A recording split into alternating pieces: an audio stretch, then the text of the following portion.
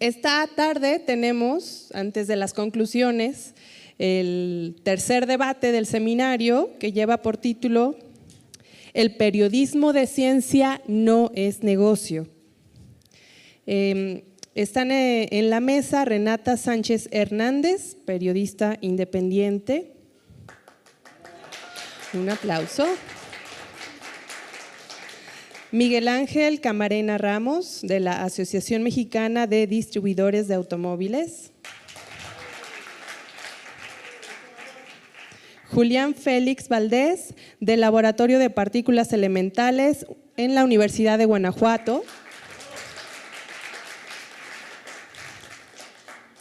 Iván Carrillo, titular de Los Observadores de Canal 13, colaborador de muchas publicaciones. Y modera la mesa Estrella Burgos Ruiz, editora de la revista ¿Cómo ves?, de la Dirección General de Divulgación de la Ciencia de la UNAM. Bienvenidos. Bueno, bienvenidos todos. Espero que hayan comido ligero y estén muy atentos porque este debate promete mucho. Yo quisiera nada más tomarme como 3 segundos para contestar algo que se preguntó en la mañana y que ya no tuve oportunidad de contestar. Y es que la tarifa con las que se paga un reportaje en la revista ¿Cómo ves? Es de 6,000 pesos. Contestada esa pregunta, van a tener 5 minutos, un poquito más para presentarse nuestros ponentes y plantear su postura con respecto al tema del debate. Habrá una segunda ronda de 3 minutos para que ellos comenten y una de réplica también para ellos, y después vamos a abrir al público. Vengo instruida por el comité organizador de ser, como dijo Luisa, muy ruda, lo cual nada más quiere decir que sí voy a ser muy rigurosa con el respeto a los tiempos. Quien se ponga en aquel micrófono para comentar o preguntar, le vamos a dar 1 minuto. Y a quien vaya a contestar desde aquí también le vamos a dar 1 minuto. Enseñanza de Alfonso. Entonces voy a tratar de, porque quisiéramos muchas participaciones y por otra razón importantísima, y es que la cena baile va a ser aquí. Y si no salimos a tiempo, el salón no va a estar listo a tiempo para la cena baile, ¿ok? Entonces, ya sabrán ustedes si quieren tardarse o no. Bueno, entonces vamos a empezar. Vengo ruda, sí, voy a estar muy ruda. Va a empezar Julián, ¿verdad? Julián Félix Valdés, por favor.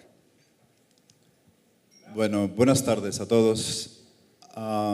Quisiera hacer algunas aclaraciones y una presentación larga con el primer periodo. Ahí tenemos ya la primera diapositiva. Le titulé El periodismo de ciencia como negocio, es decir, yo aseguro que sí es un negocio. Mi nombre es Julián Félix, soy doctor en física, así que no me siento muy confiado en hablar de periodismo o de periodismo de ciencia, pero sí me siento muy confiado en hablar de física, especialmente en mi especialidad, que es la física de altas energías. Nosotros hicimos un pequeño laboratorio para hacer ciencia, para hacer educación, para hacer divulgación de la física de altas energías. Era tanta nuestro entusiasmo por hacer divulgación de la ciencia que muchas veces tratamos de contactar a los medios sin éxito. Algunas revistas, algunos periódicos, nunca logramos hacer un pacto o llamar la atención de esos medios para que vinieran a ver lo que estábamos haciendo en el laboratorio. Hemos creado un pequeño logo, que lo pueden ver ahí, es decir, es la simbología que nosotros tenemos. También tenemos un blog, ahí está también en la primera página, donde ponemos los últimos avances, las investigaciones que estamos realizando, los intentos para hacer educación y divulgación de la ciencia. La siguiente, por favor. La siguiente. Esta es una parte del laboratorio. Como ven, es un laboratorio incipiente. Detallamos nosotros, por ejemplo, desarrollamos pequeños detectores de radiación y detección de rayos cósmicos. Hacemos divulgación, enseñanza e investigación científica, como les decía. La siguiente, por favor. Nosotros tenemos colaboraciones internacionales con Fermi National Accelerator Laboratory. Aquí está el doctor Lederman, por ejemplo, uno de los pioneros en abrir este tipo de especialidades hacia América Latina y ha permanecido como amigo de todas las instituciones de América Latina. Para los periodistas que no saben cómo encontrar noticias, él es un buen ejemplo de una persona que puede ser muy amigable con los medios de comunicación. Nosotros participamos en Minerva, que es un experimento de neutrinos con alrededor de unos 100 físicos, y actualmente participamos también con Dune, otro experimento de neutrinos, que es un mega o macro experimento con alrededor de unos 1000 físicos. La siguiente. ¿Cuántos de ustedes han oído hablar de lo que es un neutrino? ¿Pueden alzar la mano? Muy poquitos. ¿Cuántos de ustedes saben lo que los neutrinos pueden ser usados para comunicar mensajes? Una persona, 2 personas. Nosotros como mexicanos o como participantes de este laboratorio hemos participado en experimentos que han mostrado que los neutrinos pueden ser usados para enviar mensajes con muchas facilidades o con muchas ventajas sobre las ondas electromagnéticas. Las ondas electromagnéticas pueden ser usadas desde hace 100 años para enviar mensajes, pero a partir de 2012 se demostró que los neutrinos pueden ser usados para enviar mensajes, incluso a través de la Tierra, a través de polvos interestelares y a través de medios muy densos. Entonces, nosotros estamos haciendo ciencia de ese calibre. También este miércoles 9 de septiembre obtuvimos 3 de mis estudiantes y yo 2 primeros lugares en el Certamen Nacional de Prototipos Científicos y Tecnológicos 2015 de la Sociedad Mexicana de Física, que se llevó a cabo en Guadalajara, Jalisco. Así que si los medios dicen que no hay fuentes en México para hacer noticias científicas, este es un contraejemplo de que sí hay, y que sí en México sí estamos haciendo ciencia de este calibre, del más alto calibre internacional, y que muchas veces hay incomprensión entre los medios científicos y los medios o las personas que les corresponde llevar la información al gran público.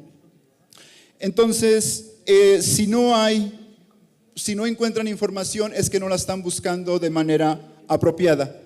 El hecho de participar en la última mesa nos ha mostrado que necesitamos crear ese ambiente de información para todas las personas y poder llevar la gran ciencia que estamos haciendo al gran público de manera educativa, de manera entretenida, de manera divulgativa hacia todos los medios. Aseguro en esta plática que el periodismo de ciencia sí es un negocio, pero hay que saber hacer ese negocio.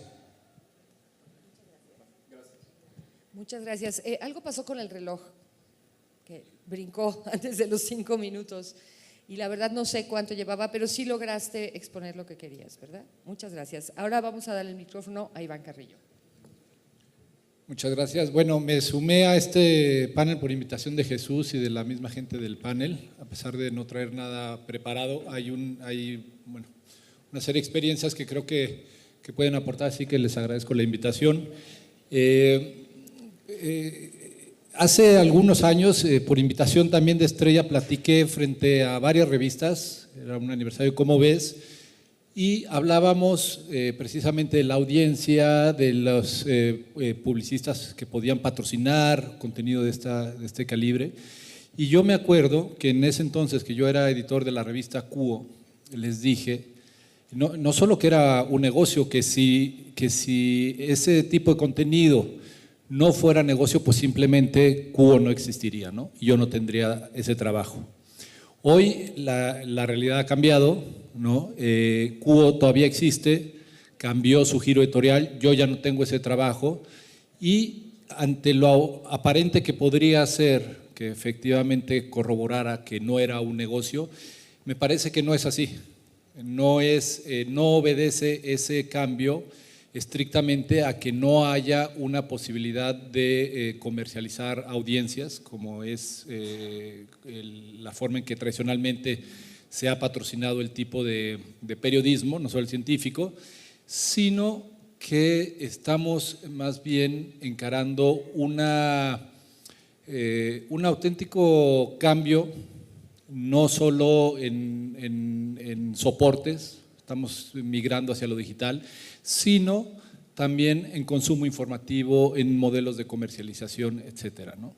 En esos avatares, Kuo pierde una batalla, me parece que por una concatenación de circunstancias, algunos cierres de las grandes distribuidoras de este país, CITEM y DIMSA, lo cual es obviamente consecuencia también de un cambio de era, ¿no? Donde ya no hay un consumo de impresos.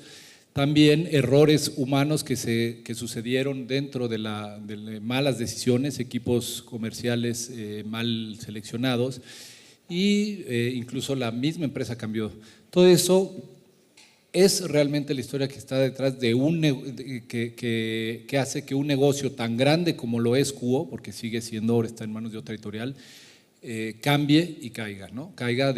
Salga del portafolio de Grupo Expansión. Pero mi perspectiva va justamente en esa oportunidad que nos ofrece este cambio de era. Creo, y por la experiencia de lo observado en los 11 años que estuve en Grupo Expansión, donde cambiamos de dueño, donde fuimos parte de Timing, parte del Grupo Cerna y al final parte de un grupo de inversión, y donde se empezó a discutir los temas de la nueva era digital y luego venía un regreso y luego la apuesta de los impresos, etcétera. Creo que en ese río revuelto hay una gran oportunidad no solo para el periodista científico, sino para el periodista en general, que es que los modelos están por inventarse. Se dice fácil porque todo el mundo va a decir, bueno, pero ¿cuál es, no? ¿Cuál es ese modelo? En la experiencia que teníamos en Kuo, la diversificación de contenidos y de soportes era lo más promisorio, de hacer de un contenido como podía ser al principio en una sola revista, a convertirlo pues también en contenido para escenario, contenido para televisión, contenido para radio, contenido en objetos, etcétera, y sí utilizar la mercadotecnia que se hablaba hace rato, pues sí, también la mercadotecnia y la presencia de marca pueden ser factores determinantes para financiar al final el eje de todo ese negocio que debe seguir siendo el periodismo. Y ahí sí creo que es incuestionable. Si vamos a ceder los factores éticos y la responsabilidad de la credibilidad a los intereses de negocio, entonces a lo mejor ahí sí estamos fallando y entonces ya no es negocio. Ya no será negocio vender información porque entonces no estaremos haciendo periodismo. Será negocio pero no será periodismo. Creo que la oportunidad, y se me está acabando el tiempo, pero creo que la oportunidad en ese río revuelto es innovar el modelo. Nadie ha hablado aquí, por ejemplo, de las nuevas tendencias fondeadoras que están patrocinando y incluso ya investigaciones científicas. Algunos sitios ya han abierto programas específicos para fondear investigaciones de periodismo. Entonces, se están abriendo. Uber vino a cambiar una realidad terrible en la Ciudad de México. Pues lo mismo puede suceder con las tecnologías en el mundo del periodismo. Entonces, esa es hasta ahí mi primera participación.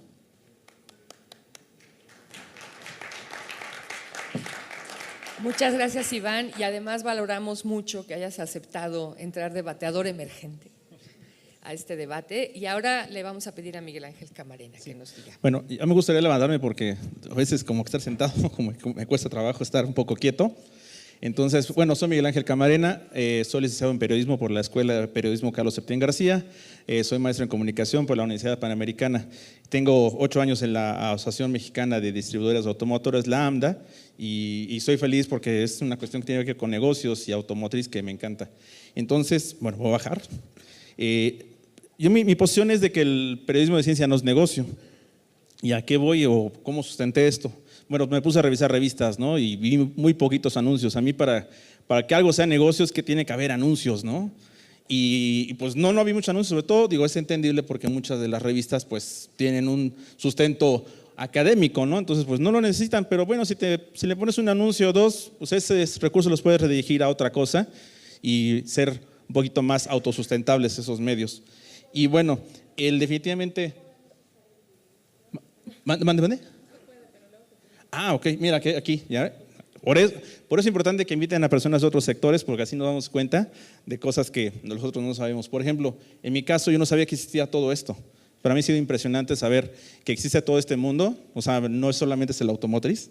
Y pues eso cambió mi percepción de esto de la cuestión de negocios, porque he visto un par de medios, aquí de hecho aquí me los traje, El Innovador y Investigación y Desarrollo, que tienen precisamente anuncios. Entonces yo creo que para saber si es negocio o no, creo que más bien el señor Meneses y José tenían que estar acá arriba para preguntarles, oye, ¿cómo te va? O sea, ¿sí es sustentable tu medio? ¿Sí te está yendo bien? O sea, ¿es negocio o no es negocio? Para mí, insisto, esa es mi percepción, pero bueno, insisto, creo que está cambiando. Y bueno, me traje mi celular porque tenía que apuntar aquí unos detalles. Y por ejemplo, les platico rápido, en la fuente automotriz, pues eso de que el periodismo es negocio, es muy buen negocio. O sea, ahorita estamos en cifras cifras récord de venta en autos en México, y pues hay muchos medios que se están beneficiando de eso, y no lo digo en mala onda, lo digo en la mejor de los casos, de que están teniendo mucha posibilidad de sustentar sus medios y pues hacerlos un verdadero negocio, esto del periodismo automotriz. Y bueno, aquí yo siento que hay mucho potencial. Me gustaría hacerle algunas propuestas, digo, tal vez no manera de conclusión, digo, porque eso todavía falta, pero de lo que he platicado con ustedes que me han dado la oportunidad de conocerlos. Por ejemplo, creo que los investigadores deben perder el miedo a la prensa. Como que darle a los investigadores como que, no, yo no quiero ver nada que ver con eso. No, tienen que hacerlo. Porque ellos son los que van a explicar o deben de saber explicar. Y para eso tienes que entrenarlos. Eso es lo que sigue, entrenar voceros y reporteros. Invertirle al sector, y creo que algunos ya lo están haciendo o deben de hacerlo en sus áreas de comunicación. Me refiero a los organismos de científicos, invertirle en eso, a que los reporteros sepan de qué se trata la ciencia y todo esto.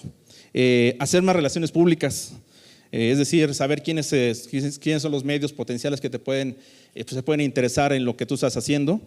Hacerles historias ricas de contar, o sea, hacer el periodismo rico de contar. Hacer cercanos los temas a la gente, o sea, bajarse, hacerlo así de sencillo, hacerlo más cercano a la gente. A las revistas institucionales, hacerlas autosustentables para redirigir esos recursos a áreas de relaciones públicas que te ayuden a mejorar lo que sean tus menciones en los medios de comunicación. Uno que no he visto, aprovechar las redes sociales, o sea, entrenar community managers y vente, o sea, vamos a hacer ruido en redes sociales. Al final, yo creo lo que yo a mí me gustaría que pasara es lograr que no sea gran ciencia hacer periodismo de ciencia. Muchas gracias.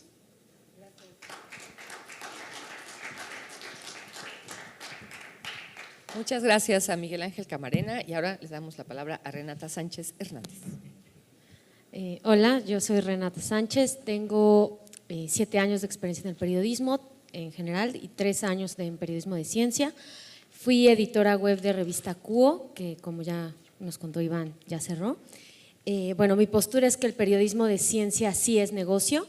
La siguiente, por favor. Quizá, y bien, retomando una parte que decía Iván, que estamos en este río revuelto, habría que preguntarse de quién es la crisis, ¿no? Evidentemente, la crisis es de los impresos en gran medida. Estos son datos del último reporte del Instituto Reuters, del estado del arte de los medios. Y bueno, la televisión sigue siendo un negocio. Hicieron este estudio en diferentes países, en diferentes regiones, y sigue siendo un negocio. La siguiente, por favor. ¿Cuál es el panorama? Bueno, el panorama es que hay un cambio generacional, hay un cambio de paradigma. Los jóvenes, las nuevas generaciones, ya no pensemos solo en los millennials a la cual pertenezco, sino ya la generación Y y las que vienen, ya no se informan por los medios tradicionales. Hay quienes ni siquiera ven la tele, se la pasan viendo YouTube, y en esta parte hay una alternativa, una oportunidad. La siguiente, por favor. Entonces aquí creo, en general como periodistas y en específico como periodistas de ciencia, que estamos ante una oportunidad de replantearnos y de regresar a este origen de cuál es el rol del periodismo.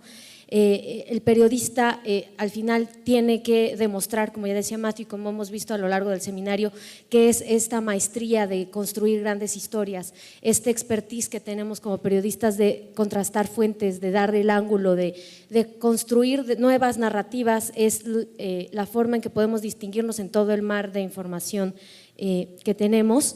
La siguiente, por favor. Y al final es un gran reto, porque si el 70% del tráfico a sitios de noticias llega por Facebook y por redes sociales. En este reporte de Digital News Report del Instituto Reuters, James Harding, que es director de la BBC, dice que al final sí es una gran oportunidad, pero el que la gente solo se esté informando vía Facebook o vía Twitter o vía Instagram es un peligro, porque los medios sociales al final funcionan con base en algoritmos que hace gente, ingenieros en Silicon Valley o en la India o en donde sea, y nos están quitando a los periodistas de alguna forma esta oportunidad de que la gente conozca las historias que nosotros queremos contarle. Al final, ¿qué es lo que estás viendo en tu Facebook? Lo que el algoritmo dice que más le das clic, que más compartes, que más comentas, con qué contenido interactúas, y a lo mejor hay gente que ni siquiera se está enterando de lo que está pasando en Siria porque en su algoritmo Facebook no identifica que sea algo que a la gente le importe. Alguien que sí tiene muy claro cómo funciona esto, la siguiente por favor, cómo funciona esto es BuzzFeed. BuzzFeed y Vice, ellos ni siquiera se preocupan por cómo curan o cómo construyen su home. La gente no va a entrar al home, la gente ya no entra a las secciones, la gente llega al enlace final que está leyendo en su red social. Una forma, claro, este es el extremo total, pero al final BuzzFeed sí ahora está trabajando en una parte de ciencia, pero está identificando qué es lo que la gente quiere leer, qué es lo que a la gente le interesa. Y si nosotros como periodistas de ciencia identificamos y reconocemos el valor que la ciencia tiene para transformar el mundo, pero además cómo tiene un impacto en la vida de las personas, identificamos a ese target y se lo vendemos de una forma atractiva vía redes sociales, vamos a seguir manteniendo a nuestro oficio. Aquí, bueno, hay la siguiente por favor, es como un ejemplo de BuzzFeed en general, pero hay miles de versiones en BuzzFeed en cada país. La siguiente, entonces, la primera sería, como la primera gran lección, esta oportunidad, ya se me va a acabar el tiempo, pero bueno, esta es otra parte. Una de las alternativas que bien decía Iván, por ejemplo, de las fondeadoras, y otra forma es pensar cómo distribuir el contenido. Tenemos que centrarnos en redes sociales, en hacerlo atractivo, pero además, por ejemplo, aquí retomo el ejemplo del comercio, el diario El Comercio de Perú, que no sé por qué no se ve el logo, pero bueno, ellos tienen un grupo de WhatsApp. Tienen de hecho diferentes grupos de WhatsApp. Desde noviembre de 2014 empezaron a distribuir sus noticias vía grupos de WhatsApp y la gente se une a estos grupos de WhatsApp para estar informados. En México hay ejemplos de ello, en el diario Milenio, el Universal están haciendo un ejemplo, en Brasil también están trabajando con esta forma de distribuir contenido y en España también.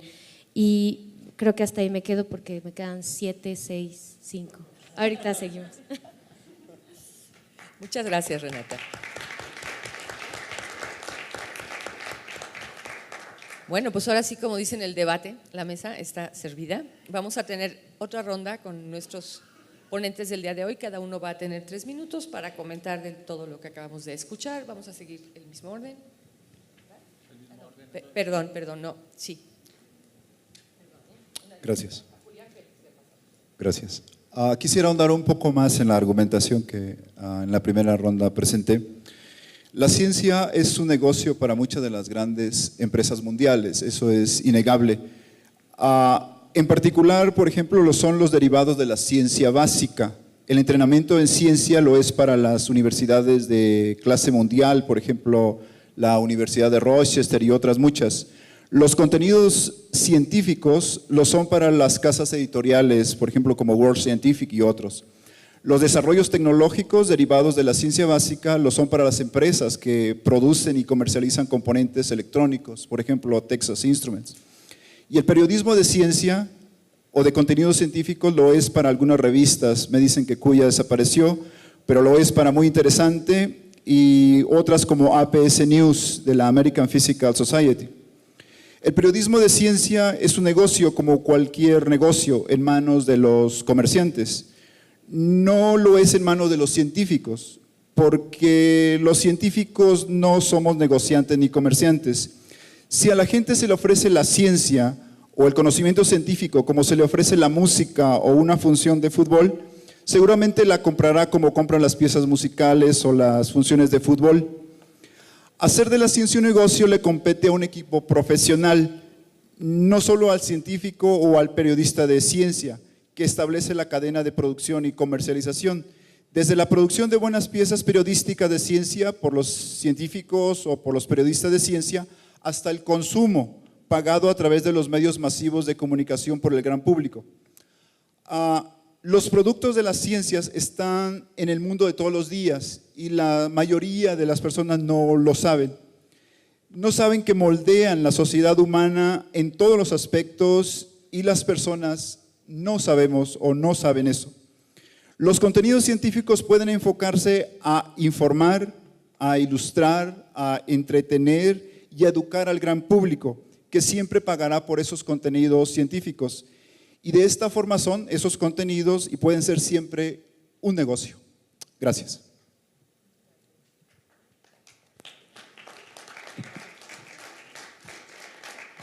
Muchas gracias.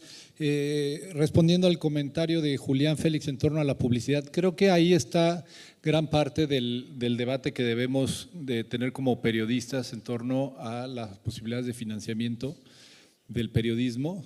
La publicidad, como sabemos, paga gran parte de lo que sucede en los medios tradicionales.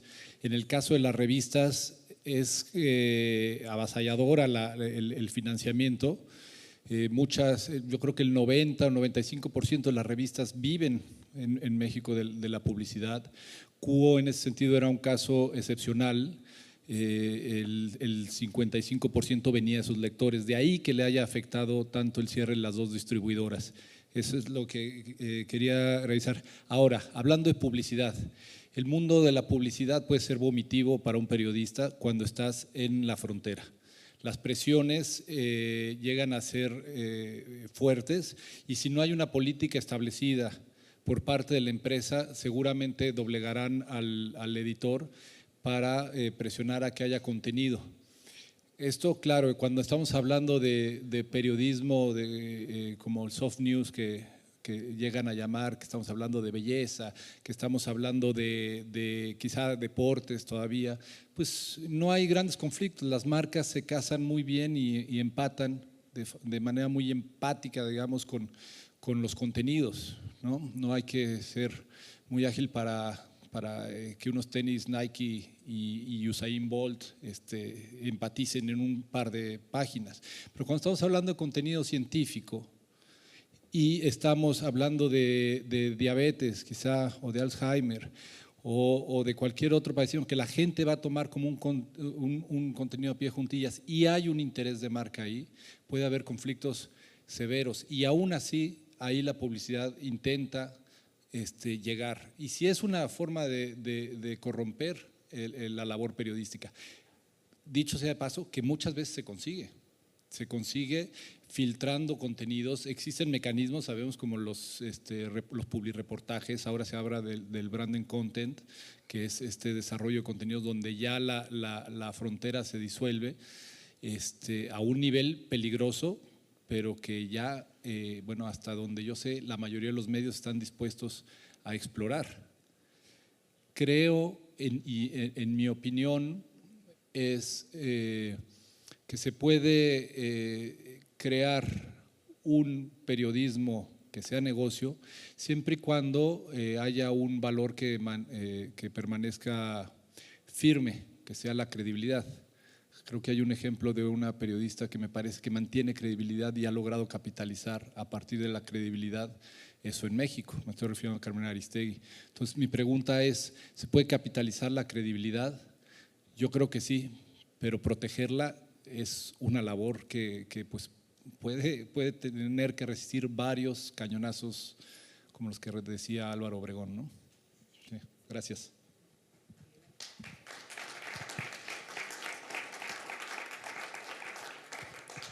Bueno, como les comentaba, yo creo que esto del periodismo de ciencia que sea negocio, tiene un gran potencial. La muestra aquí está. Aquí están sentados mucha gente que lo está haciendo. Yo creo que tal vez lo que, y definitivamente lo están haciendo, hacer textos más sabrosos, textos con pura carnita, ¿no? Para que la gente lo lea, sea interesante y así lleguen también después los anunciantes.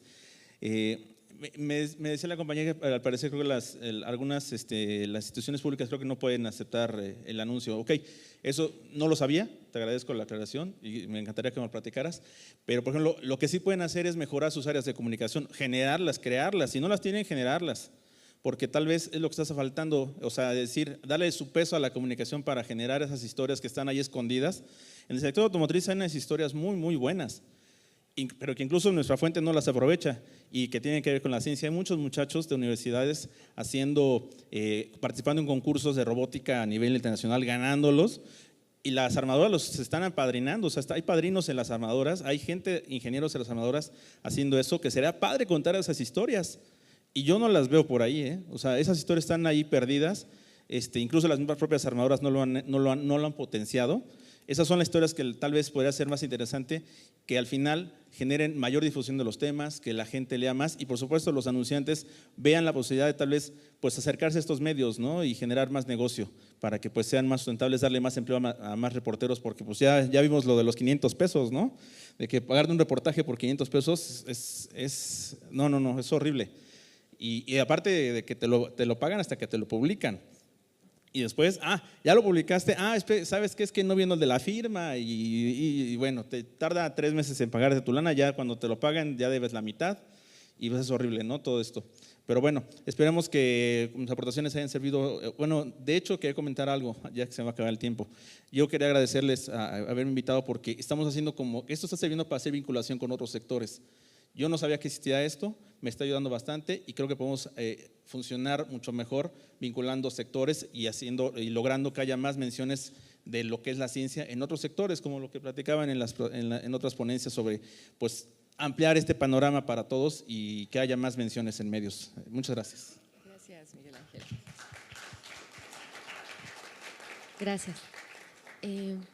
¿Podríamos ver la presentación?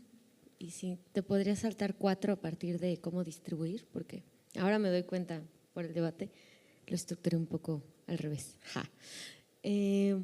Si de ahí…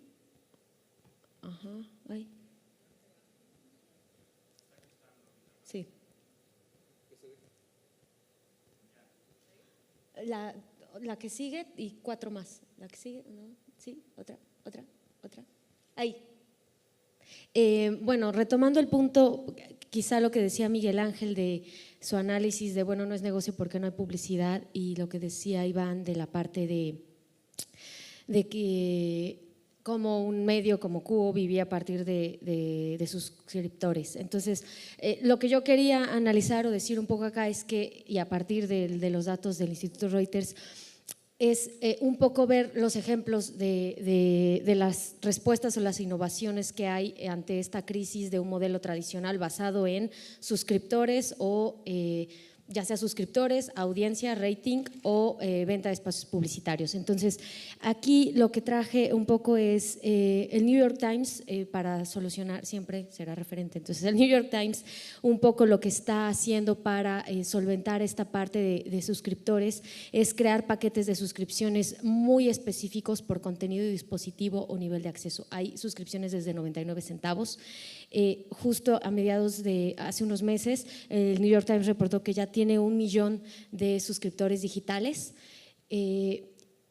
pero aún así 70% de su revenue es a partir de su periódico impreso, y ya nos decía ayer Aleshu, al final siguen corriendo periodistas y lo que contratan son periodistas, programadores, diseñadores.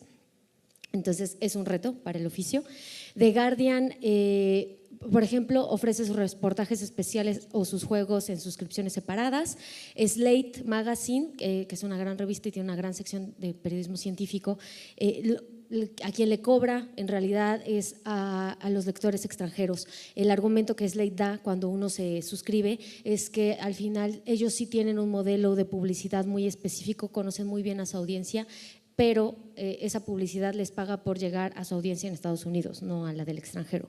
The Economist tiene una aplicación que se llama Economist Expresso, que ofrece historias cortas, y lo que hizo, tal cual como las que veíamos un poco ayer con Aleshu, de atomización de historias, estos pequeños perfiles, y lo que hizo fue que sus captó 175,000 suscriptores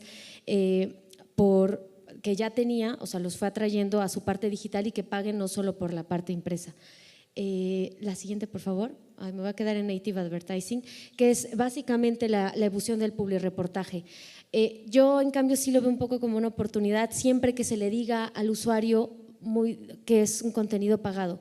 Al final, lo que las marcas ahí dicen es, bueno, yo quiero que se hable de tales temas. Entiendo la parte ética y supongo lo voy a tener que defender en los próximos segmentos, pero al final Vice y BuzzFeed sí están viviendo de eso y son los medios que ahora están captando a toda la audiencia joven, que es este cambio generacional que nos mantendrá en el futuro.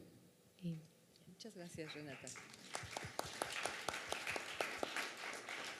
Bueno, con ese concluyo nuestra segunda ronda y como tengo el micrófono, y hoy estoy de mala, no, nada más quería recuperar para la siguiente ronda, que es, pues no es exactamente una réplica. Ya vieron que este debate no está balanceado, ¿verdad? Tenemos 3 y 1, no tenemos 2 y 2, y este 1 ya se está volteando para el sí. No me hagas eso, Miguel Ángel, nos tenemos que pelear aquí yo. Pero metí una lucha aquí. No, es que me acabo de acordar de algo que se mencionó en el comité, y es que el éxito del debate no se mide en los votos, que ustedes voten y digan ganó esta postura, sino en cuánta gente cambió su opinión. Entonces aquí ya claramente hay unos que están ganando, ¿no? Y me gustaría apuntar eso. A mí me gustaría dejar para, si quieren, retomar los ponentes en esta ronda que vamos a tener antes de las preguntas. Se dijo, bueno, sí, hay noticias científicas, entonces hay negocio. Entonces a mí me gustaría decir, bueno, ¿y cómo pasamos de la una a la otra? ¿No? Quizá explorar más el tema que acaba de mencionar Iván, que es crucial, ¿no? ¿Qué pasa con la independencia periodística y los anunciantes? Y me gustaría también, en beneficio de mi querida Luisa, que se va a ir al rato, el tema de las revistas institucionales o cualquier medio institucional que hable de ciencia, que haga periodismo de ciencia, puede aspirar o no, ¿ustedes creen?, a ser negocio. Y si sí, ¿por qué? Y si no, ¿por qué? También me gustaría escuchar un poco más de que es un negocio como cualquier otro, ¿no? Y hay que enfocarlo con, esa es una cosa que tú dijiste, ¿no? Quizá decir algo más de esto. Y también que comentaran lo que señaló Renata, ¿no? Contar buenas historias, eso lo dijo ella, ¿no? Es finalmente lo que está detrás de lo que puede ser exitoso. Entonces, vamos para que… Gracias. Quisiera hacer primero 2 precisiones. Primero, la definición de periodismo y la definición de ciencia, que tienen que estar muy claros para poder hacer una buena discusión a través de estos dos temas y la amalgamación que se puede dar entre estos 2 temas. El periodismo tiene una deontología profesional basada en la independencia de cualquier poder, llámese político, económico, religioso, militar o de cualquier otro tipo, constituido por normas y deberes éticos que todo periodista debe seguir y plasmados por ahí en algunos principios internacionales de ética profesional del periodismo, cuyo basamento es el derecho de la sociedad a una información y expresión verídicas. Pienso que esta es la clave de lo que debe ser un periodismo y de tipo científico, es decir, persigue la expresión verídica. Y es un poder por sí mismo, no podemos olvidarnos de eso, no centralizado sino difuminado en la sociedad, basado en la formación de opinión en el gran público. Los principios del periodismo moderno nacen quizá ahí por el siglo XX, los antecedentes son todavía mucho más antiguos. El periodismo de ciencia no es ajeno a los principios del periodismo universal, sino que se reafirma en ellos. La ciencia tiene sus métodos y formas, es decir, un científico, su actitud no es arbitraria, siempre sigue un método para poder llegar a su verdad. El periodismo tiene los suyos, confluyen en algunos rasgos sin llegar a entrelazarse, como la búsqueda de la veracidad, como decía anteriormente. Puede asegurarse que en muchos sentidos el periodismo científico necesita de la ciencia. Todos los medios por donde circulan los productos del periodismo se deben a la ciencia, como el papel, el internet, las computadoras y otros muchos productos.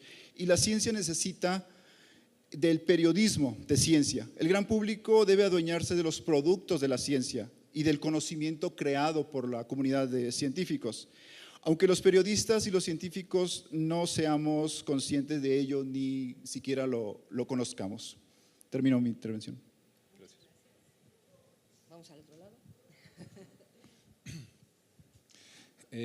Recientemente acepté una invitación de trabajo a Campus Party, que es un evento de tecnología, y lo hice, entre otras cosas, porque me pagaban, pero la principal razón fue por acercarme a las audiencias que este evento aglutina, que es básicamente nuevas generaciones, y divididas en 4 comunidades muy marcadas y que ya salen de los géneros que estamos acostumbrados a escuchar, ¿no? Está formada por makers, developers, entrepreneurs y creativos. Mi intención era conocer sus intereses, sus formas de trabajo, las ideas que tienen en la cabeza, etcétera. Y realmente el ejercicio yo lo catalogo como exitoso para mí, para mi carrera y mi percepción, porque los moldes con los que estábamos acostumbrados a trabajar están agotados. Tanto el sistema publicitario es cuestión de tiempo. Yo también trabajo en televisión y aunque la encuesta diga que la televisión va viento en popa, eso es también una cuestión de tiempo. Ya nadie está viendo televisión, ya no tiene sentido cuando tenemos un celular, tenemos Netflix y tenemos una cantidad de medios. Entonces, quizá la radio tenga por ahí esperanzas en ciudades como la Ciudad de México, ¿no? Infestadas por el tráfico, etcétera, pero en realidad en otras comunidades tampoco tendrá esas oportunidades. Y sí vienen muchos nuevos modelos. Entonces creo que es el momento, si nosotros queremos financiar nuestra labor, creo que es el momento de saber que los nuevos intereses generarán nuevos modelos. Y cuando hablo de esto, me estoy refiriendo a, por ejemplo, el periodismo hiperlocal o a conceptos como el que trabajó ayer Aletsu, que se refería a los videojuegos periodísticos. ¿Eso es viable o no? O a los espectáculos periodísticos, o a mezclar humor y empezar a trabajar como periodistas, como científicos o comunicadores de la ciencia interdisciplinariamente y encontrar productos que no existían. Alguna vez dije que los géneros periodísticos, en mi perspectiva, ya también debían pasar al pasado, que ya no están actualizados y que debemos de buscar nuevos géneros. Me costó una condena, pero bueno, sí creo que estamos en el momento de generaciones más viejas como la mía y nuevas generaciones de acercarnos y salirnos de nuestra esfera de periodistas. Si nos acercamos a nuevas generaciones, nuevas comunidades y empezamos a interconectar, porque ¿qué pasaría si juntamos a 50 developers con 50 entrepreneurs, con 50 periodistas en un hackathon como se hace ahora y les pedimos que inventen el medio del pasado, del futuro, perdón? Estoy seguro que experimentos interesantes va a haber. Entonces, creo que la apuesta es a innovar, sea lo que significa eso. Gracias.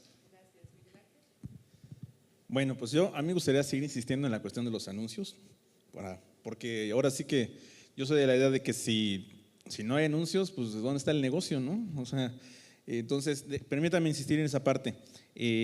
Yo creo que cualquiera que va a anunciarse en cualquier revista te va a decir, bueno, pues ¿cuántos te leen? Y pues para que te lean, pues necesitas buenos textos, ¿no?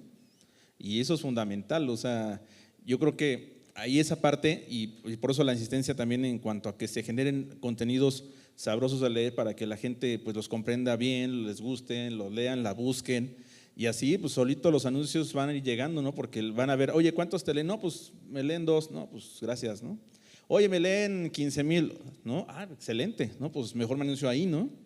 Entonces, tal vez yo estoy un poquito, como que me estoy yendo mucho al negocio, porque me gusta mucho el tema de los negocios en México, y perdónenme si me salgo un poquito de la cuestión de la ciencia, pero yo insistiría en esa parte. Si no hay anuncios, no hay negocio, y para que haya negocio tiene que haber buenos textos escritos por gente que sepa, y insisto, se tiene que invitar, entrenar a la gente, es decir, a las personas que están involucradas en la ciencia, enseñarlos a manejar medios, porque tal vez están un poquito alejadas de esa parte, ¿no? De que el investigador no quiere hablar con la prensa porque es que no los entiendo, o hacen preguntas muy raras. Sorry, o sea, entre más rápido lo comprendan, menos les va a doler. O sea, tienen que entender que los investigadores, que si quieren darse a conocer, quieren hacer ruido de sus sus descubrimientos, tienen que platicarlos. Y del otro lado del otro lado de las instituciones tienen que enseñarle a los reporteros, entrenarlos, invertir en ellos, y no me refiero a chayos, me refiero a que los inviten a seminarios, a que ellos entiendan todo lo que significa, en este caso, el periodismo de ciencia, para que lo platiquen. Y eso, lo demás, ya los anuncios vendrán después, ¿no? Porque primero ya tienes el material para que los medios que no tienen sección de ciencia y tecnología, bueno, pues la integren, ¿no? Y los que ya la tienen, pues la mejoren. Por aquí ya llegó el señor Meneses, precisamente quería preguntarle al señor Meneses si es buen negocio o no, ¿no? ¿No después? Bueno, pero sí, creo que sería buena oportunidad que el señor Meneses, en una de las preguntas, que nos pregunte si es negocio o no hacer periodismo de ciencia. Muchas gracias. Renata. Ay, ¿dónde está Sandra? ¿Alguien podría poner mi presentación? Bueno, en lo que Sandrita llega, estírense un poco, prepárense. Ahora sí, vamos a pasar después con el público. Las preguntas. Es la primera vez que un ponente le hace una pregunta a uno que no está acá arriba, ¿eh? No, apúntenlo, por favor. Ahora sí pueden poner el PowerPoint. Bueno, mientras se va poniendo, me quedé en la parte de Native Advertising. Y bueno, ¿por qué si la retomo o la pienso como… bueno, la sección de inteligencia de Business Insider y el Buró de Publicidad Interactiva de Estados Unidos reportaron que, bueno, estiman que el Native Advertising va a generar $21 billones en gasto publicitario hacia 2018, que es más de 4 veces lo que se gastó en 2013. Evidentemente esto nos plantea, si podemos, la siguiente, un reto ético, un reto para el periodismo de cómo dividirlo. El New York Times, como lo está haciendo, tiene una sección, un equipo especializado en hacer branded content que no tiene nada que ver con la redacción en el newsroom, y este es uno de los primeros ejemplos, de los más famosos. Hicieron un reportaje especial de la condición de las mujeres en las cárceles de Estados Unidos. Evidentemente fue un reportaje que Netflix le importó que se publicara porque iba a estrenar la famosísima y maravillosa serie Orange is the New Black. La siguiente, por favor. La otra alternativa que se tiene como medios, como periodistas, para seguir haciéndonos de dinero si ya no hay publicidad, son los eventos. El New York Times tiene una serie de conferencias en diversos temas que van de lujo en París, de energía en Inglaterra, del futuro del arte en Qatar. Evidentemente estos eventos… Hay otra forma no se trata de que los periodistas seamos RPs, sino que construyamos medios donde haya un flujo efectivo de dinero constante para garantizar la existencia de nuestros medios, de contar grandes historias, y que quizá con este dinero se pueden cubrir otros eventos. Evidentemente el reto ético ahí es la forma en que sea uno muy claro con la gente que se invita y con nuestras audiencias es muy importante. Otro es, la siguiente por favor, son charlas. El New York Times también tiene esto, es tipo TED Talks. Ahí lo que ocurre es que se aprovecha la expertise de periodistas en ciertas fuentes y se invita a diferentes personas y se hace un evento en vivo donde la gente que está interesada, que de otra forma quizá no vería, ahí tenemos un Guillermo del Toro, el boleto cuesta $45 y se van haciendo de recursos. Pero creo que la siguiente por favor, la parte más importante al final siempre va a ser formarnos como periodistas, como contadores de historias con rigor. Al final, si un medio organiza un evento pero no está sustentado por el periodismo o por grandes periodistas, a nadie le va a importar pagar. Al New York Times evidentemente le funciona porque es el New York Times y ellos ganan este dinero, pero a lo mejor es gente que el mensaje claro es que vas a pagar por contenido que vale la pena y vas a pagar… ya se me acabó el tiempo. Bueno, regreso a lo de contar buenas historias, ahora supongo en las preguntas. Muchas gracias. Bueno, pues ahora vamos a pasar, ya tenemos allí una fila, no muy grande, por favor, anímense.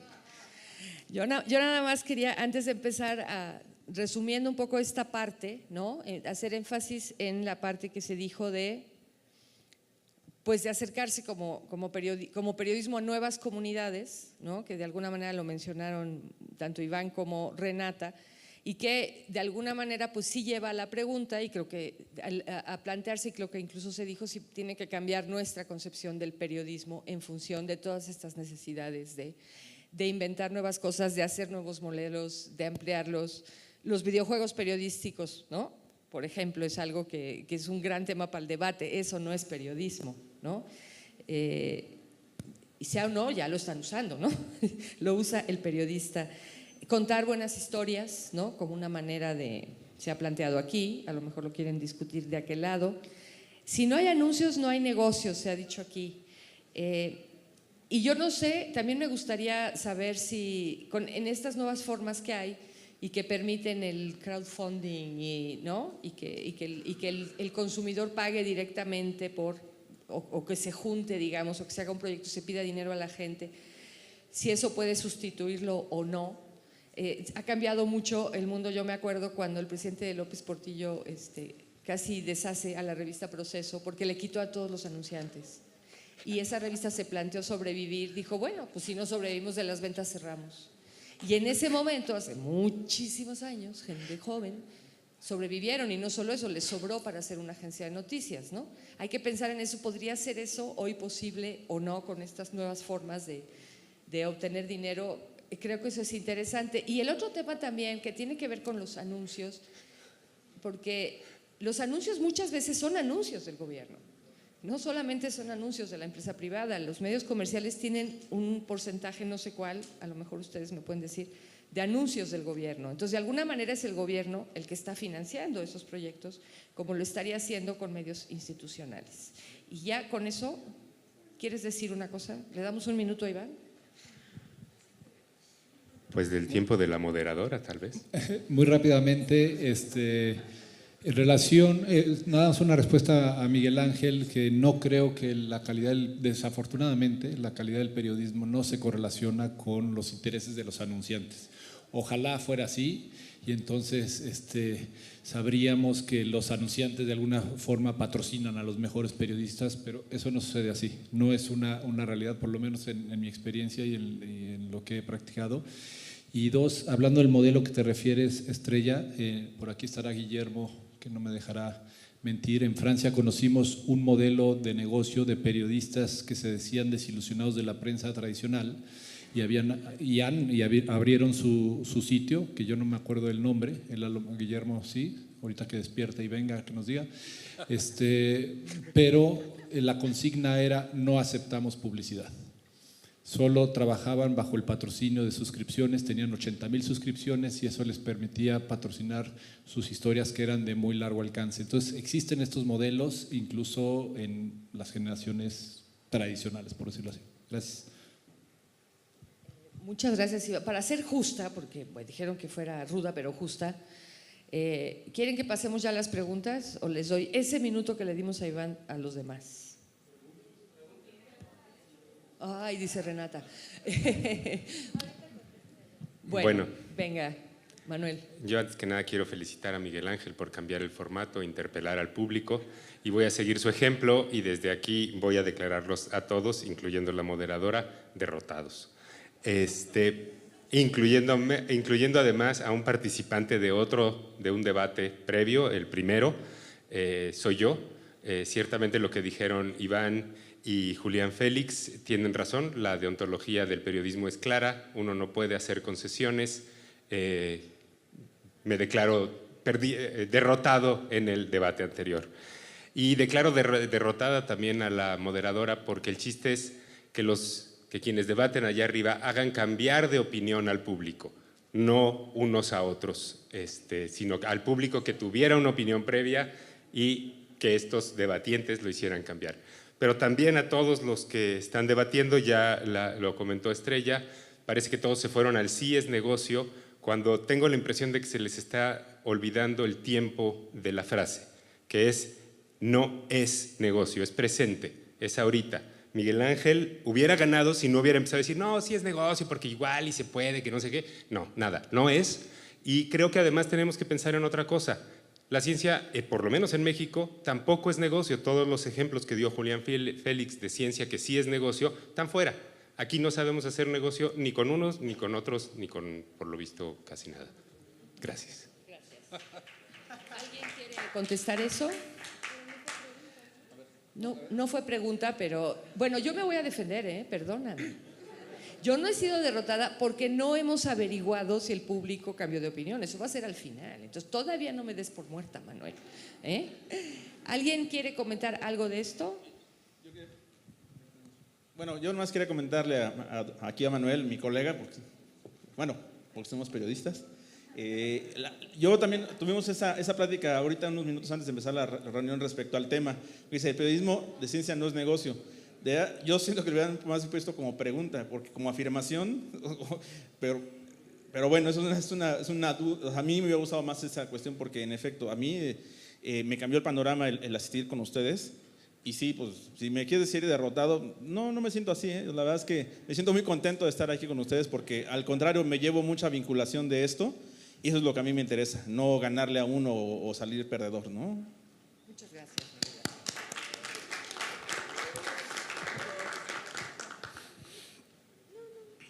Sí, gracias por el acicate. En realidad, historias en la ciencia básica de lo que es el periodismo hay muchas. Por ejemplo, Michael Faraday, que es uno de los fundadores de la ciencia moderna, hacía periodismo oral y hacía divulgación de la ciencia e innovó en su época lo que es la divulgación y el periodismo de tipo oral. Él fue un autodidacta, se formó, trabajó con los mejores investigadores de su época, estableció muchos de los conceptos que actualmente se enseñan en primaria, secundaria, preparatoria y universidad en electricidad y magnetismo. Él, por ejemplo, creó las lecciones de química en Navidad en Londres. Invitaba a la mejor realeza, a los caballeros y damas de la época vestidos en sus mejores galas para que fueran a escuchar sus lecciones de química en Navidad. Dio alrededor de unas 17 lecciones que sembraron escuela y que actualmente todavía se practican en estos días. Gracias. No, pues igual que pregunten y… No, te toca la siguiente.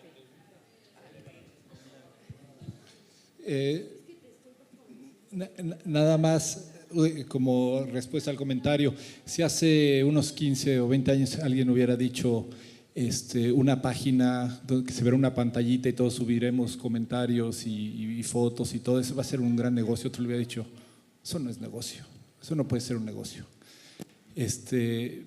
No hay debate justamente porque para mí es indefendible la afirmación de que algo no es negocio, al menos que estemos cerrados completamente a que las ideas del ser humano pueden innovar en cualquier área, no solo en la periodística. Entonces, para mí la afirmación misma mata toda posibilidad de debate. Gracias. Bueno, felicidades a los panelistas, muy sabroso el debate. Yo quiero retomar algo que dijo Iván Carrillo y también le quiero preguntar a Renata en este sentido. Iván hablaba de la publicidad, la presión versus contenido. Mi pregunta es para esto, ¿de qué manera puede ser la presión de tal manera para la cuestión de la edición y la decisión de tomas editoriales? Y el otro punto que quiero tratar rápido es sobre el blinding content que mencionó Iván Carrillo. Me gustaría la posición de Renata y la cuestión del publirreportaje, que es un tema, se ve que está caliente el asunto en este punto. Muchas gracias. Bueno, respecto a… Creo que las dos tienen que ver, porque justo el branded content, lo que presenté de Netflix del reportaje de las mujeres, del estado de las mujeres en las cárceles de Estados Unidos, fue un public reportaje pagado por Netflix para que la gente se interese en el tema, luego entonces así suponen van a ver su serie, ¿no? Entonces de alguna forma va ligado. Evidentemente yo esto lo veo como una alternativa de negocio porque se trata de tener un equipo especializado de marketing y de gente especializada, o sea, de hecho ya es una parte de marketing donde da recursos para un medio. pero no es que el periodista esté haciendo eso. O sea, al final pero es una forma muy clara y muy sincera de decirle al público, eso está pagado por Netflix, ahí está, pero al final eso le está dando dinero al New York Times para seguir pagando salarios a sus reporteros y seguir haciendo historias. ¿Qué tanto eso va a determinar la toma de decisiones editoriales? Bueno, eso es un reto que todo periodista se tiene que plantear y que todo editor se tiene que plantear y que tiene que ser muy serio y decir, ya lo decía Ben Iván, si vas a estar vendiendo ese tipo de contenidos, pues al final vas a ser marketero, no vas a ser periodista y entonces ya es otra cosa. Evidentemente es un problema ético que tenemos que plantearnos, pero que tenemos que enfrentarlo porque al final las marcas saben que las nuevas generaciones ya no les importa mucho si es tal o cual marca. En realidad les importan otros valores y tienen y quieren llegar a esos públicos. Y la forma en que están pensando es patrocinar esto. Si no lo hacemos nosotros, lo van a hacer las mismas marcas. O sea, si no se hace desde los medios y decirle, oye, nosotros periodistas somos los expertos en contar historias, ahí voy. Al final, por ejemplo, Coca-Cola tiene su propio sitio donde ellos directo hacen su native advertising. Entonces… Muchas gracias, Renata. Se dice que una época la revista Time Life, cuando estaba en su apogeo, incluso los elevadores del edificio estaban separados para subir a periodistas por un lado y a la gente comercial por el otro. Esto con los fines de que no hubiera el mínimo contacto. Expansión, que perteneció hasta hace algunos años a Time, tenía esa política. Era un amparo que existía y que yo tenía impreso sobre mi escritorio y no era gratuito. Las presiones, ¿qué tipo de presiones que dices? Pueden llegar a ser desde confrontamientos verbales fuertes, presionando del por qué no puede entrar tal o cual contenido o al revés, ¿no? ¿Por qué ese contenido va a salir? Pero más que eso hay una gran sutileza en el manejo de los contenidos y que creo que tiene que ver con involucrar a tal grado a los editores en la concepción de negocio que el editor comience a sentirse responsable de esa área. Entonces es una sutileza que termina por mellar muchos ánimos porque nos está yendo la fregada, ¿no? Hijo, y si seguimos así, pues va a haber recortes, ¿no? Y entonces, híjole, era un clientazo, ¿no? Y tal, hasta que, bueno, consciente o inconscientemente, esa persona pues empieza a filtrar contenidos que de otra forma o que su criterio original no le hubiera permitido, ¿no? Ya no pensando en la audiencia, sino en el modelo de negocio. Bueno, ya voy a ser más mal ahora sí. Gracias. Hola, soy José Gótez, de Investigación y Desarrollo. Bueno, la pregunta que voy a plantear se relaciona muchísimo con lo que acaban de decir y es abierta para todos. Si alguno de ustedes han trabajado en ventas y o tratado de comercializar un producto de periodismo de ciencia, obviamente con las características que le corresponden de rigor y calidad, ya sea en un medio tradicional o alguna de las nuevas oportunidades que existen, ¿y cuál ha sido su experiencia personal al respecto? O sea, como lo que comentaba Iván ahorita, si nos pueden decir más al respecto. Gracias.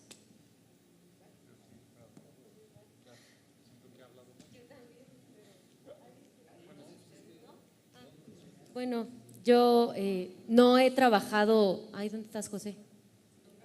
Ah, ya, es que es raro como hablarle al aire. No es que haya trabajado para alguna empresa específicamente en parte de comercio y negocio. Evidentemente el cierre de la revista a la que le dediqué 3 años de mi vida, que fue Q, fue un gran impacto. A partir de esto me empecé a interesar más en la cuestión de modelo de negocio para construir un propio modelo de negocio para un medio que evidentemente sería mío y con otros colegas, y ahora me he interesado en eso y por eso pienso en el native advertising y en cómo lo financiaría. Podría ser, ¿pueden mover la presentación? Hey, hola, ¿sí? ¿Hacia arriba? ¿Hacia atrás? Ajá, más. Ahí. Bueno, con el crowdfunding, por ejemplo, para esta presentación traía tres plataformas que he estado investigando para fondear el proyecto, que sería Beacon, que creo que es la más adecuada. La otra era Contributoria, era increíble, era maravillosa y me parecía la mejor, ya cerró. Obviamente esto nos plantea retos de cómo vamos a financiar esto si no queremos solo hacer native advertising. Y la otra son las becas de la red global la red global de periodismo de investigación, o el Wellcome Trust, o la Knight con Stanford. O sea, hay muchas formas. Lo preguntaba en la Conferencia Mundial de Periodismo de Ciencia en Corea, de cómo hacer este modelo de negocio, y es algo que no solo nos planteamos aquí, sino en todo el mundo. Perdón, yo nomás quería comentarle al compañero que hizo la pregunta. Bueno, yo no exactamente me dedico a ventas, pero pues sí comercializo el sitio web de Lambda, donde yo precisamente trabajo. Y pues mira, sí se comercializa, sí vendo anuncios, sí vendo publireportajes, no los hago yo, les pido. O sea, a lo que voy es de que planteamos las reglas claras. Ese contenido, como decían, o sea, va marcado, ¿no? Es un publireportaje para pues no engañar al público, ¿no? Porque al final pues no se trata de eso, ¿no? O sea, se trata de hacer las cosas bien y pues las puedes hacer muy bien si tienes las reglas claras. Entonces, pues se puede decir que eso es lo que hago. Mi experiencia es de que, siendo un sector, tengo un público objetivo muy bueno, y pues sí se vende. La verdad es que sí, no vendemos demasiado, pero sí podemos de alguna forma autosustentar el proyecto, ¿no? Y por eso me atrevo a mencionar esto de que sí hay buenos contenidos y que faltan los anuncios y todo esto, ¿no? Hola, ¿qué tal? Buenas tardes, soy Juan Luis Montoya de la Autónoma de Aguascalientes, soy comunicólogo y sociólogo, y bueno, nada más como preámbulo, me parece interesante que en un seminario de periodismo de ciencia se habla poco de la ciencia que se está haciendo sobre el periodismo, sobre las investigaciones que se están haciendo en México. Hay una red de comunicólogos que estudian el periodismo de ciencia desde la investigación científica, o sea, como quien dice, somos objetos de estudios. Y también sobre un estudio que preguntaron ayer sobre viralidad en medios sociales. Rosana Reguillo es una investigadora en México y está investigando cómo es que surge este fenómeno, ¿no?, en medios sociales. Y sobre eso lo que quiero plantear es si hay investigación y cómo se pretende debatir el cómo, por qué y para qué hacer periodismo de ciencia. En específico parece que solo hablamos de ciencias naturales y exactas, sin saber la ciencia que se hace sobre comunicación. Y porque esto nos podría hablar sobre estudios de recepción, de consumo, de gratificaciones de contenido y usos. La población está interesada en consumir periodismo de ciencia. Esta sería una pregunta, ¿no? Considerando que estamos en México, perdón, todavía no termino. Considerando que estamos en México, que tiene un contexto de desigualdad, violencia, violaciones de derechos humanos, entonces realmente la pregunta es, ¿quién es el público que consume el periodismo de ciencia en México, en el contexto de México, ¿no? Gracias. Bueno, nada más una observación. El tema que tú mencionas se ha tratado a lo largo de todo este seminario. Esta mesa es sobre si el periodismo de ciencia es o no negocio. De todos modos, si alguien del panel quiere comentar brevemente, porque sí se sale un poco del tema, del debate, creo. No sé si estén de acuerdo. Bueno, respecto a la última pregunta de quién es el público del periodismo de ciencia, creo que Gerardo Cifuentes, muy interesante, lo dijo bien. Cada medio tiene que construir su marca y tiene que identificar ese target. En realidad, cada medio sí tiene un área de mercadotecnia y hace estos estudios de mercado, que no los hacemos los comunicólogos, los hacen los mercadólogos, que son los especializados con metodologías específicas, y sí hay público. Yo te podría decir, en mi experiencia, cuando yo fui coeditora web de la sección de ciencia del periódico El Universal, era un público totalmente distinto al que me encontré en Cubo, y es empezar de nuevo, porque cada medio, la ventaja en la parte digital es que tienes métricas exactas que te van revelando este perfil psicográfico y geográfico de quién es el público. Entonces, decirlo en general, pues no sé en general, pero hay públicos por cada medio y cada medio tiene que estudiarlo para responder a sus necesidades. Sí, me gustaría contestarte. Yo creo que el periodismo de ciencia es para todos. Es para todos, nada más depende cómo lo escribas, ¿no? O sea, y no lo digo en mala onda, lo digo con toda la razón de que dependiendo del público es como lo vas a escribir, ¿no? Y por eso a mí me gustan las historias bien contadas y ricas de contar, porque esas son las que me interesan, las que me anima a leer y las que al final me convencen o me informan. Entonces, pues yo creo que cualquiera, nomás va a depender tu público objetivo y cómo lo platiques, ¿no?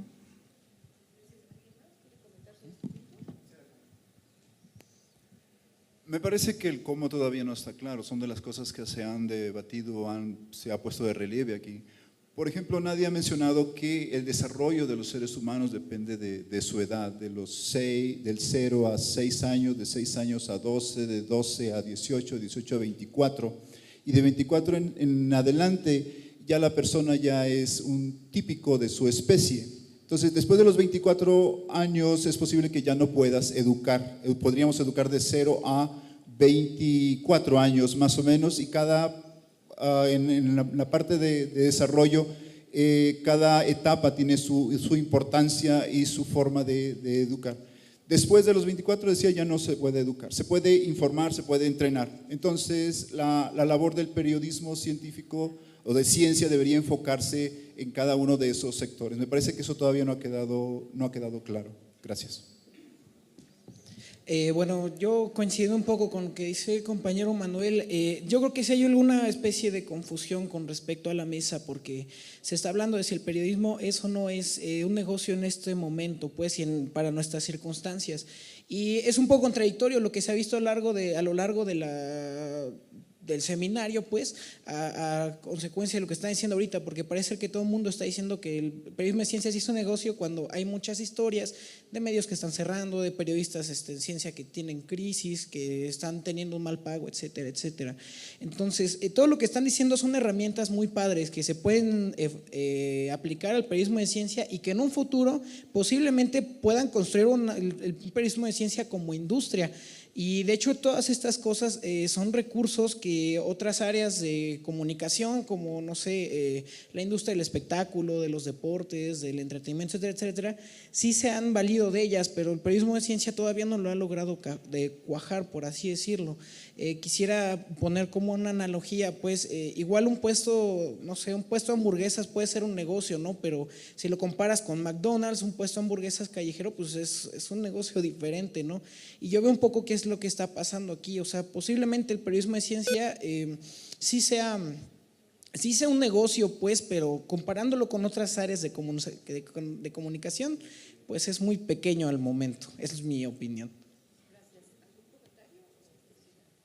Sí, pues, bueno, al final creo que el mensaje final que yo quería dar en esto era, es efectivamente en México, y en todo el mundo, vivimos una crisis económica mundial que está afectando a todos los medios y a todo el periodismo, y regularmente la sección que primero se cierra es la de ciencia, porque no se ve como un negocio.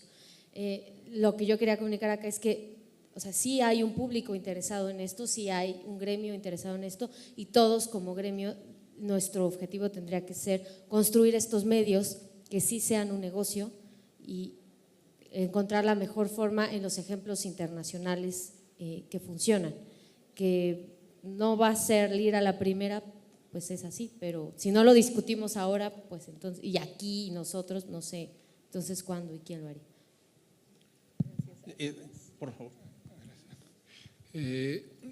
Yo creo que con respecto a lo que dices, lo que es negocio no puede ser el periodismo de ciencia per se, ni siquiera el periodismo. Lo que es negocio en el presente es construir audiencias. Quien logre construir una audiencia podrá capitalizarla de mil formas. Vuelvo al caso de Facebook, ¿no?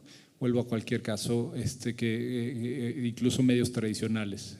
Quien tenga una audiencia consolidada podrá hacer con ello, ofrecerla a quien esté dispuesto a impactarlas. No creo que hay que darle tanta vuelta. El negocio no está en el medio en sí, sino en los receptores, ¿no? En la audiencia. Yo quisiera comentar, Gilberto, ¿ah? No, Gerardo, Gerardo, porque hemos estado platicando ahí en las comidas. Muchas gracias. Sí, para que veas, me acuerdo. A lo que voy es de que tal vez, más bien lo que hace falta es de que, y eso es una parte del planteamiento que yo tenía originalmente y ya no lo mencioné, es de que el periodismo de ciencia o las empresas que quieran hacer negocio del periodismo de ciencia, entre más rápido adopten todo lo que son las estrategias que hacen las grandes empresas, por ejemplo en el caso, y le digo muy sencillo, una agencia de relaciones públicas, a ellos les pagas por cuántas menciones logras en los medios. Digo, entonces, ¿por qué no se adopta una agencia de relaciones públicas que te ayude a posicionar menciones de de tu innovación en medios, ¿por qué no? Digo, eso es lo que hacen las grandes empresas, ¿no? Y si se quiere hacer negocio, pues aprovechenlo, ¿no? Y eso es lo que me gustaría, es lo que quería plantearte. Okay. Buenas tardes, yo soy Luis, para los amigos, para todos. Bueno, voy a empezar con un ejemplo, ¿no? Actualmente pues va a haber el cambio de televisión de modo analógico a digital.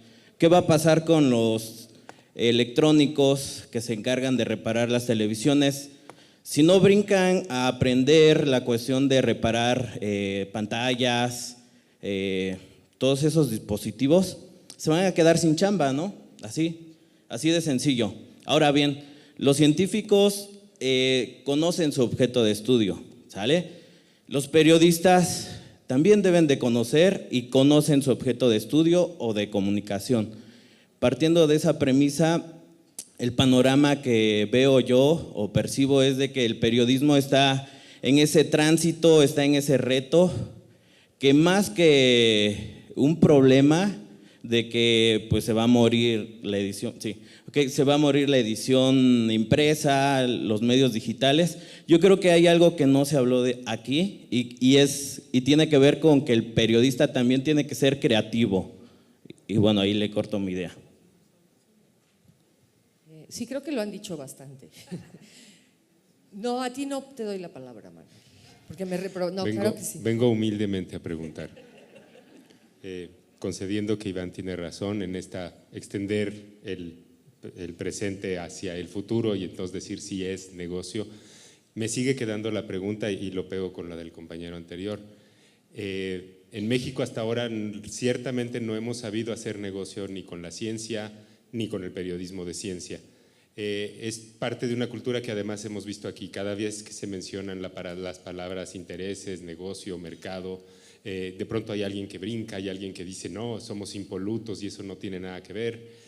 Creo que lo hemos ido cambiando, pero ¿ustedes creen que eventualmente, y les pido que especulen, y si además que sea más barato influye, porque va a ser más barato en internet, si influye y cómo lo ven hacia el futuro? ¿La cultura mexicana nos va a permitir hacer negocio?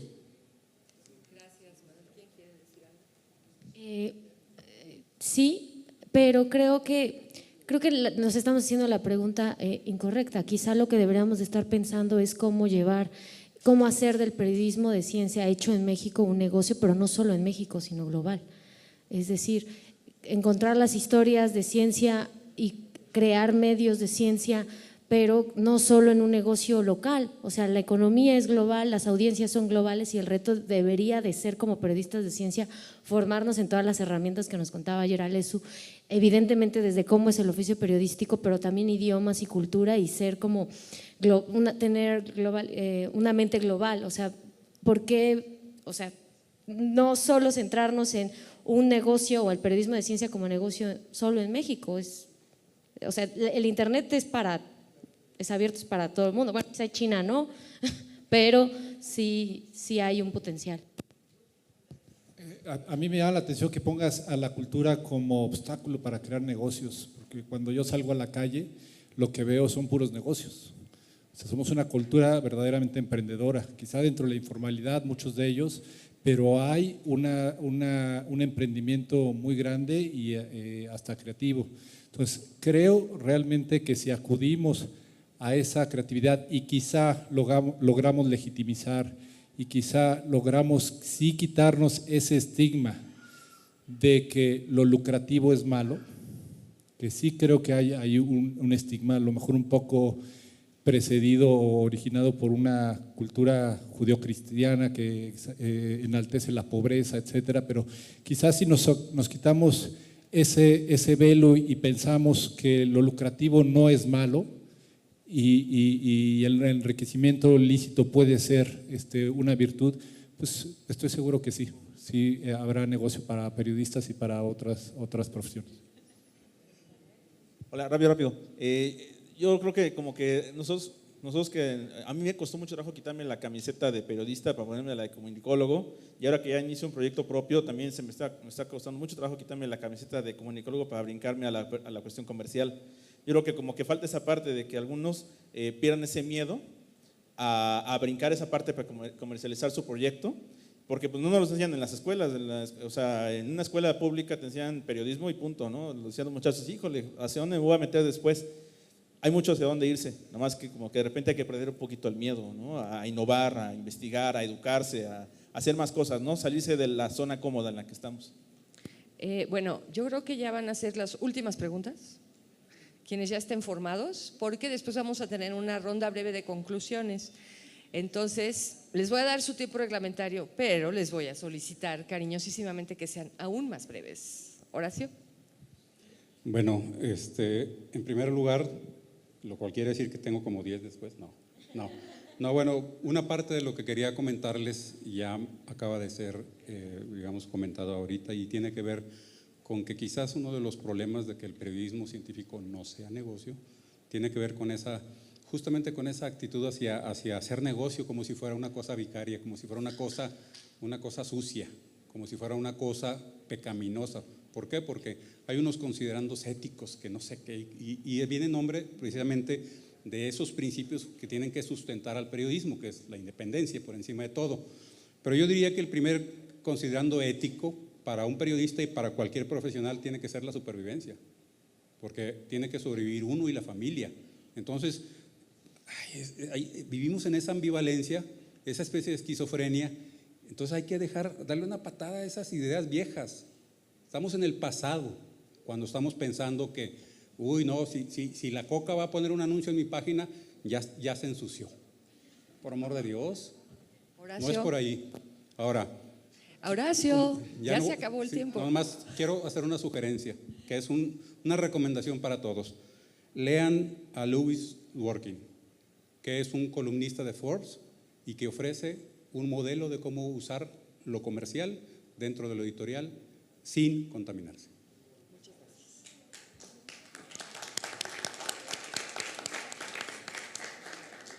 gracias. Si les parece a ustedes, vamos a tomar todas las preguntas y ya las respondemos juntas. ¿Pueden apuntar para que no se les olvide? Javier. O que nos digan a quién va dirigida. Javier. Javier Cruz, de la UNAM. Solía ser que el periodismo se ejercía en medios concesionados porque la televisión y la radio se transmitían por el aire, que es nuestro. Eso evidentemente va de salida. Entonces quiero que me digan cuál de las dos siguientes opciones va a ser la mera buena.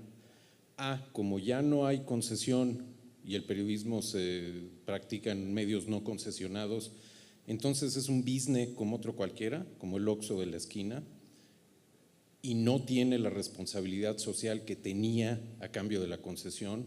O B, aún en medios no concesionados, el periodismo, incluido el de ciencia, conserva una responsabilidad social y en ese caso esa responsabilidad social limita su capacidad o determina su capacidad de ser un business como el Oxxo de la esquina. ¿Cuál de las dos?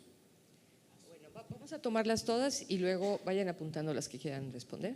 Berenice Sánchez, reportera de la agencia informativa CONACYT. A mí me gustaría saber qué opinan. ¿El periodismo va a seguir siendo negocio cuando ya la inteligencia artificial alcanzó al periodismo? Cuando ya tenemos robots haciendo notas y además las hacen bien y en 5 minutos o menos. ¡Auch! Eso, ¿cómo nos dolió? Laura Villavicencio, nuevamente del concurso Vive Conciencia. Mi pregunta es, estamos enfocando al periodismo científico como negocio, pero también se nos olvida que es una fuente para que empresarios, tomadores de decisiones, ciudadanos puedan incluso hacer negocio. O sea, si yo estoy viendo una noticia que me está diciendo que hay un invento, que hay un robot que ahora cuida viejitos, pues a lo mejor yo puedo tomar esa noticia científica y puedo darle seguimiento como la parte, como a partir de ahí yo interesarme y ver o avances en la medicina o etcétera, etcétera. Muchas gracias, Laura.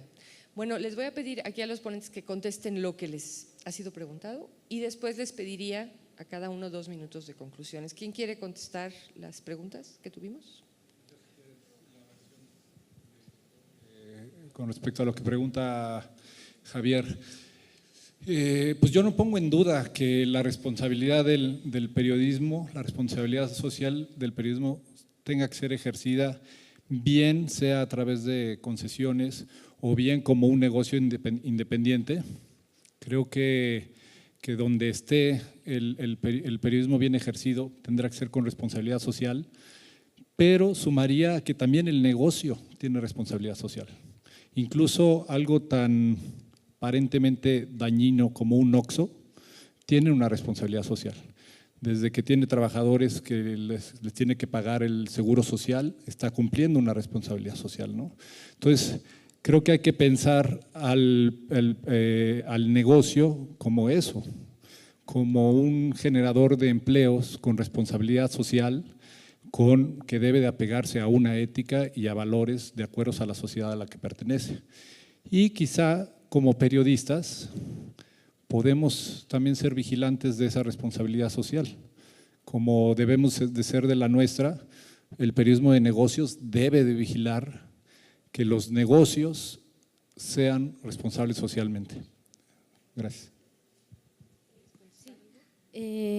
Bueno, coincido con Iván en la parte de las concesiones y en la parte de los robots haciendo notas no me preocupa en lo más mínimo, simple y sencillamente porque, pues sí, un robot puede hacer notas automáticas en pirámide invertida y demás, pero creo en la visión humana todavía de la forma única y el estilo que un periodista puede desarrollar al contar una historia y al encontrar en algo muy común una gran historia de ciencia o una gran historia que vincula con diferentes temas. Respecto al periodismo científico como fuente para hacer negocios, pues sí, evidentemente en la medida en que se escribe más de lo que está pasando en desarrollo científico y tecnológico o cómo no se está ejerciendo presupuesto o cómo sí, eso es una responsabilidad social que además ayuda a los ciudadanos a tomar decisiones y por eso el énfasis de pensar globalmente como periodistas científicos en que no solo hay medios en español y no solo hay medios en México, ¿no? Sino que hay medios en muchos idiomas y en muchos países y muchas formas de contar esas historias y en la medida en que nosotros las reportemos haremos del periodismo científico más una forma para vivir más que sobrevivir.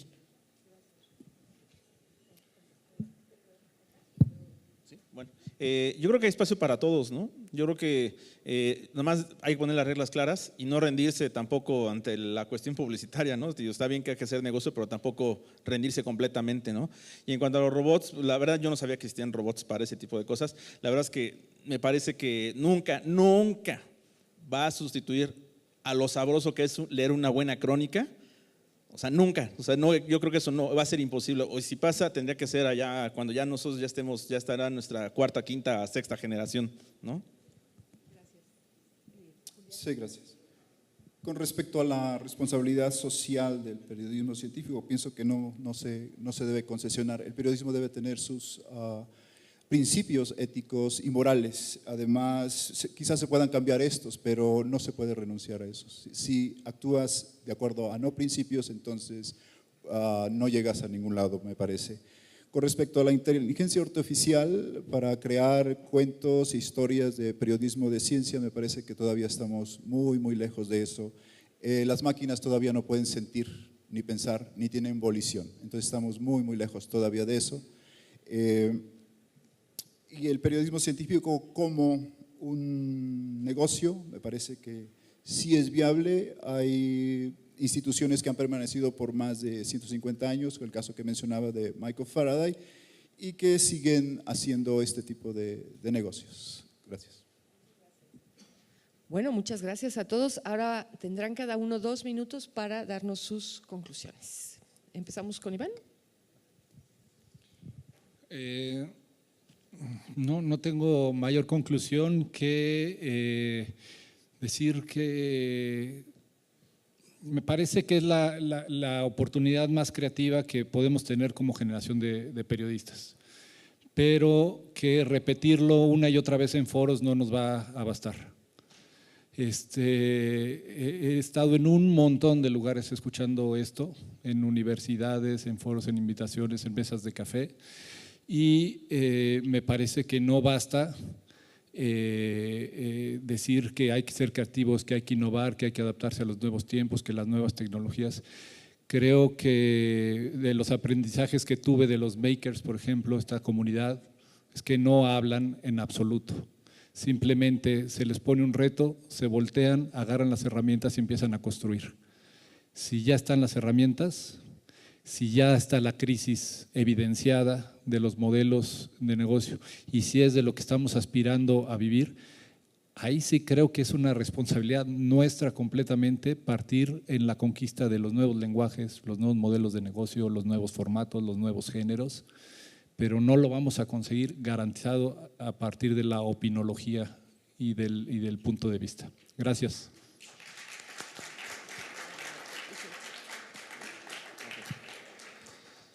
Bueno, ahora sí que las conclusiones había hecho ya algunas en una primera intervención que hice, pero me gustaría hacer hincapié en la cuestión de sensibilizar a los investigadores. Sé que ellos pues no se ven como negociantes de sus descubrimientos, o sea, me lo han platicado aquí algunos, pero pues sí sería padre que se dieran a dar a conocer, ¿no? Que hicieran el esfuerzo por acercarse a que las áreas de comunicación difundan sus proyectos, que los hagan interesantes para que otros medios los retomen. Pues yo creo que eso no está peleado, ¿no? Como que hay que sensibilizarlos para que se acerquen, entrenarlo en medios. No es fácil manejar a la prensa, o sea, hay que entrenar, o sea, que sí les mira, hay que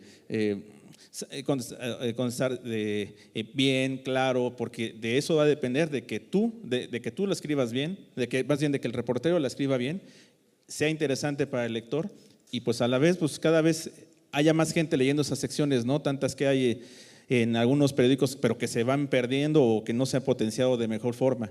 Entonces, yo creo que eso es lo que yo me gustaría que como hacer más fuerza sobre los reporteros, de que se entrenen más, se capaciten más, investiguen más. Con esta cuestión de las redes sociales que ya todo lo quieren, yo le llamo que ya nos han fomentado una precocidad informativa porque queremos todo ya así.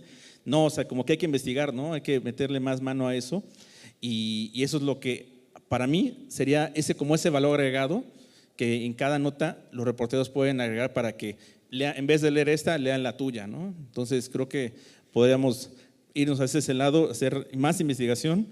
Y pues no echen en saco roto esto de hacer autosustentables los medios que están patrocinando los organismos. Digo, ese dinero, insisto, lo pueden meter en otra cosa que sea comunicación y relaciones públicas. Muchas gracias. Sí, gracias. Quisiera leer las conclusiones, es un párrafo breve. El periodismo de ciencia es un tipo de periodismo. Tiene como objetivos informar, ilustrar, entretener, divertir, educar, entrenar y formar. Su origen y su destino es el gran público, porque hay varias revistas de periodismo de ciencia que han funcionado por años y algunos foros. Se asume que el periodismo de ciencia sí es un negocio y que debe ser un negocio para beneficio de la sociedad completa. Gracias.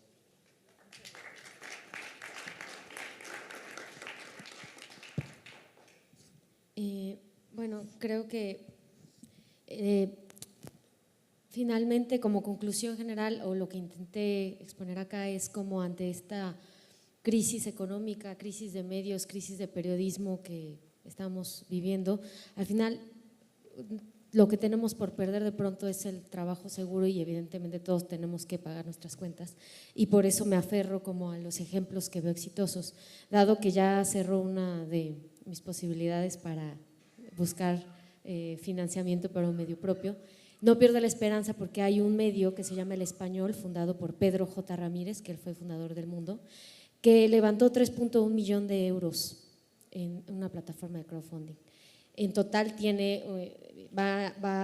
se los recomiendo, se va a lanzar el 7 de octubre, yo estoy muy emocionada para ver qué es lo que va a presentar Pedro J. Ramírez, es elespañol.com, por si quieren entrar, y lograron estos 3.1 millón de dólares por 5.624 personas que dieron de 100 a 10.000 euros.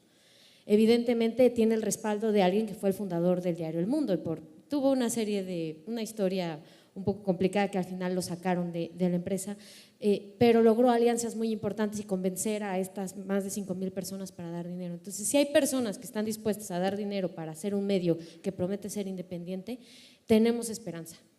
Tenemos esperanza para construir nuestros propios medios o para crear estos medios en donde podemos escribir grandes historias y que además sean negocios y seguir viviendo de esto. Y bueno, creo que no tengo nada más que decir, más que insistir en seguir haciendo buen periodismo de ciencia y mirar los ejemplos mundiales y tener horizontes globales. Gracias.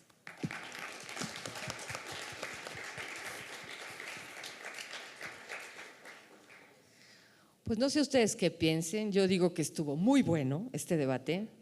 Manuel, a mí me convencieron, yo da la postura de que no es negocio, ya me convencieron de que sí. Y bueno, yo nada más para cerrar ya la sesión me gustaría